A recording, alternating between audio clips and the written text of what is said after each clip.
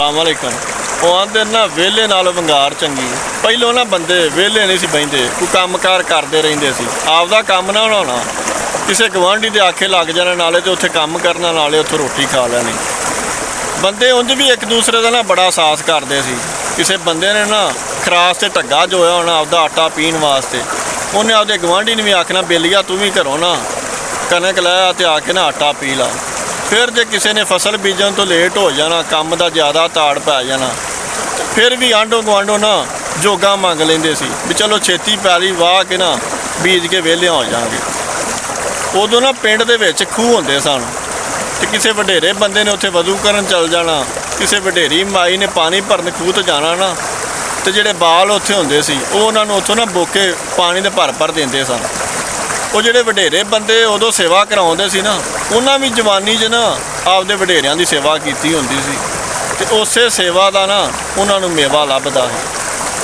ਪਰ ਨਾ ਯਾਰ ਜਿਹੜਾ ਆਹ ਦੌਰ ਆ ਗਿਆ ਨਾ, ਇਹ ਮੁਨਾਫਕਤ ਦਾ ਦੌਰ ਹੈ। ਇੱਥੇ ਜੇ ਕਿਸੇ ਬੰਦੇ ਨੂੰ ਤੁਹਾਡੇ ਨਾਲ ਮਤਲਬ ਨਾ ਹੋਵੇਗਾ ਤੇ ਤੁਸੀਂ ਵੇਖ ਲਿਆ ਜੇ ਉਹਨੇ ਤੁਹਾਡੇ ਨਾਲ ਨਾ ਸਲਾਮ ਹੀ ਨਹੀਂ ਲਾਣਾ, ਉਹਨੇ ਮੂੰਹ ਪਰਾਂ ਕਰਨਾ ਤੇ ਚੁੱਪ ਕਰਕੇ ਲੰਘ ਜਾਣਾ। ਯਕੀਨ ਕਰੋ ਮੈਂ ਇਹੋ ਜਿਹੇ ਬੰਦੇ ਵੇਖੇ ਨੇ ਜਿਹੜੇ ਘਰ ਨਾ ਕੱਖ ਭੰਨ ਕੇ ਦੂਰਾ ਨਹੀਂ ਕਰਦੇ, ਪਰ ਲੋਕ ਪਤਾ ਨਹੀਂ ਉਹਨਾਂ ਨੂੰ ਉੱਥੋਂ ਕੀ ਪ੍ਰੋਟੋਕੋਲ ਦਿੰਦੇ ਨੇ, ਗਿੱਦੜ ਸਿੰਘੀ ਸੰਘਾਉਂਦੇ ਨੇ।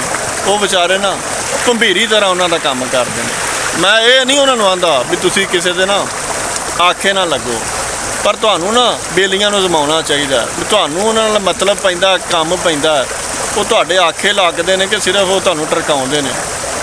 ਜ਼ਿਆਦਾਤਰ ਬੰਦੇ ਨਾ ਤੁਸੀਂ ਹਿਸਾਬ ਲਾਇਆ ਜੇ ਬਗੈਰ ਮਤਲਬ ਤੋਂ ਨਾ ਉਹਨੂੰ ਮਿਲਿਆ ਜੇ, ਉਹਦਾ ਕੰਮ ਨਾ ਕਰਿਆ ਜੇ ਤੇ ਵੇਖ ਲਿਆ ਜੇ ਉਹ ਬੰਦੇ ਨੇ ਨਾ ਆਪਦੀਆਂ ਅੱਖਾਂ ਨਾ ਮੱਥੇ ਤੇ ਰੱਖ ਲੈਣੀਆਂ।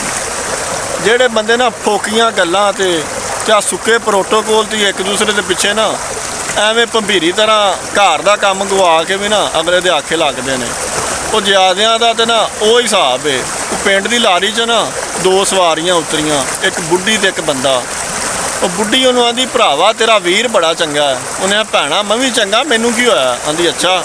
ਉਹ ਬੁੱਢੀ ਨੇ ਨਾ ਕੁੱਛੜ ਬਾਲ ਚੁੱਕਿਆ ਸੀ, ਉਹਨੇ ਉਹਨੂੰ ਉਹ ਚੁਕਾ ਦਿੱਤਾ, ਉਹਦੇ ਸਿਰ ਤੇ ਗੜਲੀ ਸੀ, ਉਹਨੇ ਉਹਦੇ ਸਿਰ ਤੇ ਰਹਾਤੀ, ਹੱਥ 'ਚ ਨਾ ਉਹਦੇ ਡੋਲਣੀ ਸੀ, ਉਹਨੇ ਉਹ ਉਸ ਬੰਦੇ ਨੂੰ ਫੜਾ ਦਿੱਤੀ ਤੇ ਆਂਦੀ ਭਰਾਵਾ ਤੇਰਾ ਮੈਂ ਨਾਂ ਪੁੱਛਣਾ ਭੁੱਲ ਗਈ ਹਾਂ।